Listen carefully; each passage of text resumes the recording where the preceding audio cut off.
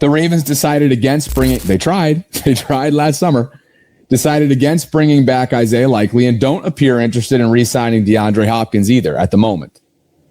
They had to replace that passing down production via the NFL draft. They responded by drafting Sarratt and Jacoby Lane. Lane was drafted first, but Sarratt projects to an earlier role due to his versatility. The current plan is to promote sophomore Devontae Walker to wide receiver 3. That might be somewhat of an assumption, Sarah, in terms of the plan. How about a competition? Yeah. Playing out this summer. Yes. A fourth-round rookie is about to walk into Ravens training camp and take Rashad Bateman's targets.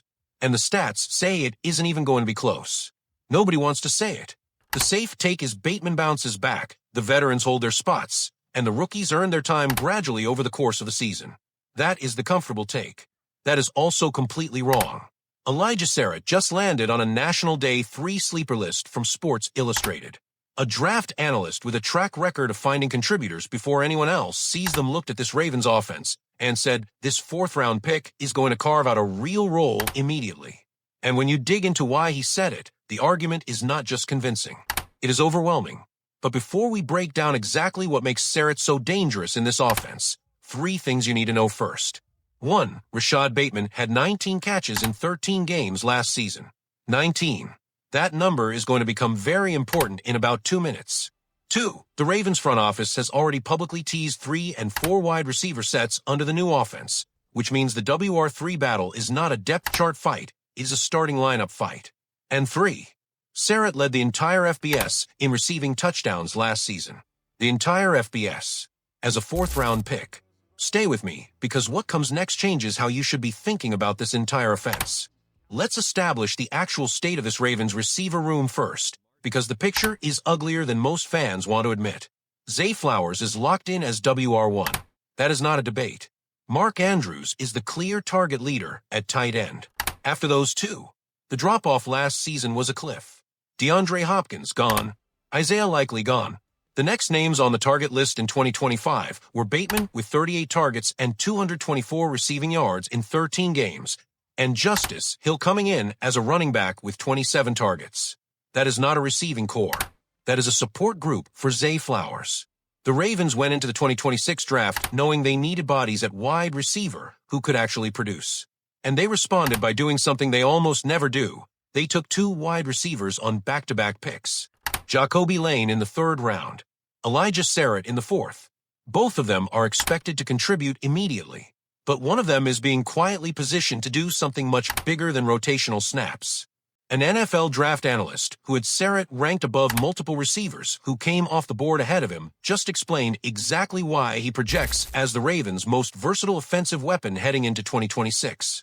It comes down to one specific skill set that this offense desperately needs and currently does not have outside of Zay Flowers, the ability to win in multiple alignments and multiple coverage types. Sarratt lit up 3 different college programs. He went to St. Francis, then JMU, then transferred to Indiana, and immediately became one of Fernando Mendoza's primary weapons in a loaded offense that also featured a first-round receiver in the same room. He did not get lost in that competition. He thrived in it. He caught 65 passes, posted 830 yards, and led the entire FBS with 15 receiving touchdowns. 15 touchdown receptions. As the second option in the offense. As the guy sharing targets with a first-round talent on the same side of the ball. And here is the analytical piece that should end every conversation about whether this is just a camp hype situation. Sarratt posted an 83.3% success rate against zone coverage, second best in his entire draft class. In an NFL offense that is going to deploy multiple tight ends and create natural zones for the defense to navigate, that number is not a college stat. That is a blueprint for exactly what Declan Doyle is going to ask his receivers to do. He can play outside. He can play slot. He can make contested catches, and he can get separation. He has hands good enough that a former NFL quarterback with a trained eye called him the best in the entire 2026 draft class. This is not a project player. This is a refined, polished, football-smart receiver who was taken in the 4th round because the draft fell perfectly for Baltimore. Now, let's have the honest conversation about what this means for Rashad Bateman, because I am not going to sugarcoat this. 19 catches, 13 games. That is what Bateman produced in 2025. You want context for how bad that is? Justice Hill, a running back, not a wide receiver, a running back, nearly matched Bateman's receiving output last season while also carrying the football. That should not be possible from a player at Bateman's position, making Bateman's kind of money. And here is the argument people keep using to defend him.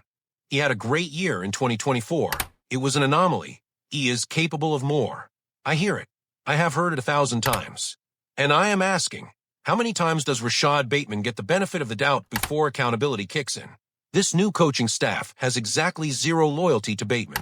They were not here in 2024. They did not watch him have that breakout stretch. They are walking into training camp with a blank slate evaluation. And when they put Bateman on one side and Sarratt on the other and grade what they see, Sarratt's college tape, his versatility, his success rate numbers, and his immediately applicable skill set for this specific offense are going to speak louder than one good month from a player whose consistency has been a legitimate problem his entire career. Here is my boldest take today, and I want Ravens fans to really hear this. Elijah Sarratt is not competing for WR3. He is competing for the WR2 target share. Because in this offense, with 3 and 4 wide receiver sets being teased by the front office before training camp has even started, the 3rd and 4th receivers on the field in any given formation are getting real, meaningful targets. Whoever wins that WR3 spot is not a depth piece. They are a weapon. And when you look at this offense the way it is being built, tight ends flooding intermediate zones, Lamar extending plays with his legs and finding open windows late, a new coordinator who specifically emphasized creating mismatches across the formation. Sarratt's profile fits like it was designed for this system. He wins in the slot against zone. He wins in the red zone with reliable hands. He wins on broken plays because his football IQ gets him to the right spot before the ball is even out of the quarterback's hand. He is, in every meaningful way, the kind of receiver that Lamar Jackson has never had the luxury of throwing to outside of Zay Flowers. The Ravens found a weapon in the 4th round, and the rest of the AFC has not started paying attention yet. By October, they will not have a choice. My prediction, Elijah Sarratt finishes the 2026 season as the 3rd leading pass catcher on this roster. He outperforms Bateman in targets, yards, and touchdowns. And the conversation by November shifts from whether he belongs on the field to whether the Ravens lock him up on an extension before his rookie deal expires. This is the sleeping giant hiding inside the new offense. Everyone is about to find out. Do you think Elijah Sarratt outperforms Rashad Bateman in 2026? Or is Bateman still the safe pick to reclaim his role? Drop it in the comments. I want to see where Ravens fans actually stand on this one. If you're not subscribed yet, hit that button. We are not going to let the players who matter get overlooked on this channel. This is Ravens Report. I'll see you in the next one.